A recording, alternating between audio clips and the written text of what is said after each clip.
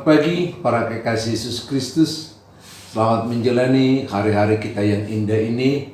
Tanggal 17 Juni 2021 kita jalani bersama dengan Roh Kudus. Saya Pendeta Wilson Tobing dari GKP Romangun ingin menyapa saudara sekalian melalui firman Tuhan yang tertulis di Amsal 14 ayat yang ke-34.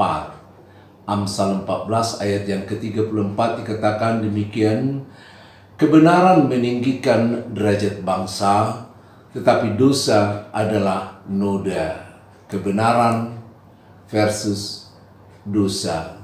Ya, kebenaran meninggikan, dosa menghancurkan, dan itu menjadi noda yang tidak bisa terhapus dari sejarah kapanpun dan dimanapun kita berada.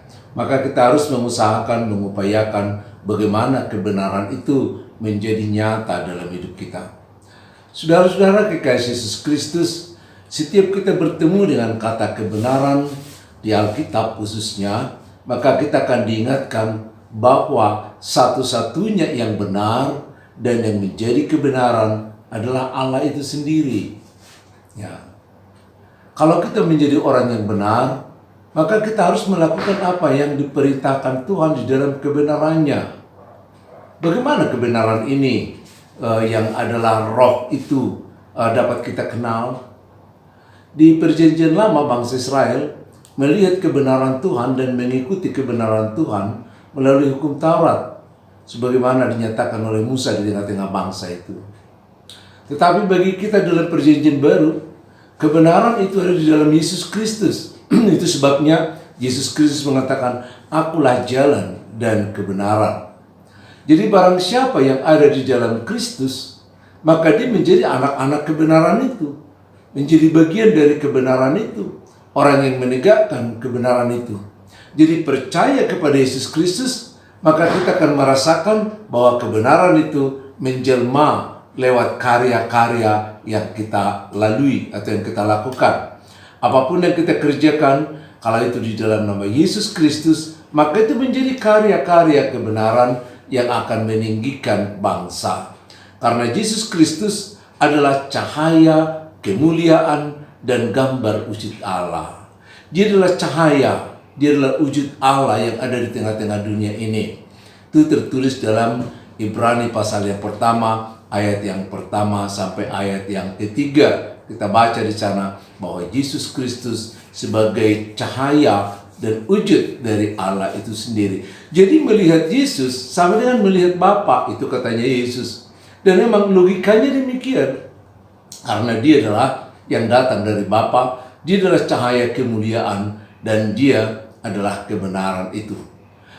Maka siapa yang ada di dalam dia, siapa yang ada di dalam Yesus menjadi ciptaan baru.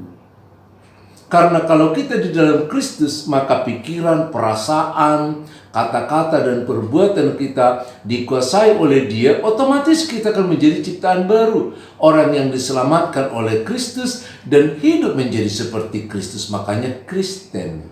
Jadi Kristen itulah orang-orang yang mau hidup seperti Kristus.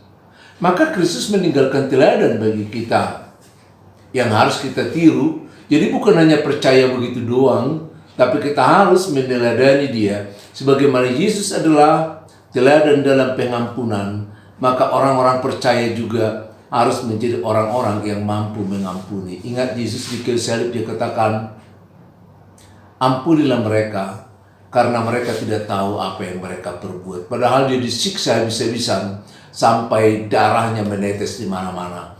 Tapi pengampunan menjadi nomor satu diucapkan dari kayu salib itu. Kristus juga merupakan teladan tentang kerendahan hati. Karena Dia mengosongkan dirinya sebagai seorang raja, seorang Allah yang adalah yang kekal itu, mau menjadi manusia yang fana, turun kepada manusia. Bahkan kalau kita lihat dari Filipi pasal 7 dikatakan, Dia mengambil rupa seorang hamba. Dia merendahkan diri, ya sangat humble sekali. Dia merendahkan diri supaya setiap orang yang percaya juga kepadanya, bagaimana kita berlomba merendahkan diri, bukan meninggikan diri, karena itu aib bangsa, aib Kristus, aib kita, aib semuanya. Tapi bagaimana kita merendahkan diri kalau kita sudah bersama dengan Kristus? Itulah yang meninggikan dia. Karena dikatakan, barang siapa yang meninggikan dirinya akan direndahkan, tapi siapa yang merendahkan dirinya akan ditinggikan. Dia juga menjadi teladan kemurahan hati. Hatinya murah, tersentuh, empati, mampu melihat, memahami, merasakan penderitaan orang murah hati. Ya, jadi dia bermurah hati, dia gampang terenyuh, dia menjadi sedih karena penderitaan-penderitaan orang. Lihat tanda-tanda ajaib yang dia lakukan sepanjang perjanjian baru karena hatinya terenyuh. Ya, karena hatinya tercurah untuk itu. Lalu dia juga menjadi teladan dalam penderitaan. Coba, siapa yang paling banyak menderita di kolong langit ini? Ya, dia disiksa sampai mati di kayu salib, dan penderitaan dia melebihi penderitaan siapa saja yang ada di kolong langit ini. Tapi dalam semua penderitaan itu justru dia memuliakan Tuhan. Ya, kita kan belum sedikit menderita udah marah. Kita sedikit menderita udah berdedia. Dikit menderita kita udah lari dari kenyataan.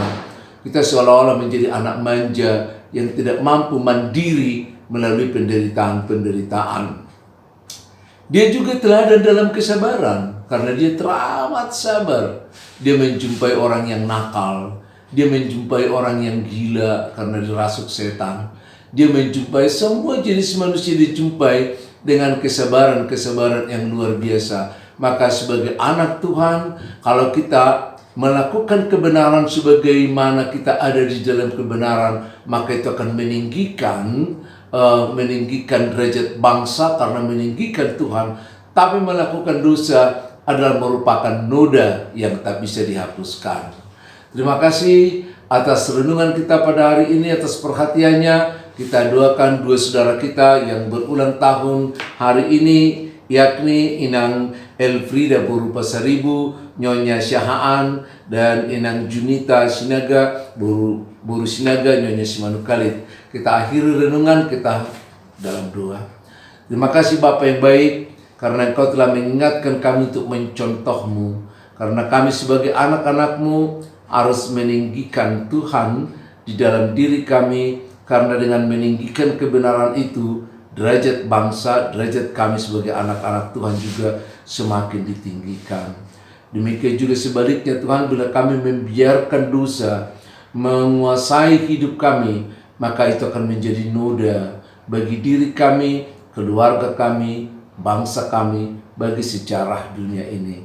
Tuhan, kami serahkan Inang yang berulang tahun hari ini, biarlah bertambahnya usia mereka, semakin merasakan kasih Tuhan meliputi hidup mereka, meliputi anak-anak cucu mereka, dan meliputi perjalanan hidup sampai nanti dalam hidup yang kekal. Dalam Yesus Kristus kami berdoa dan mengucap syukur.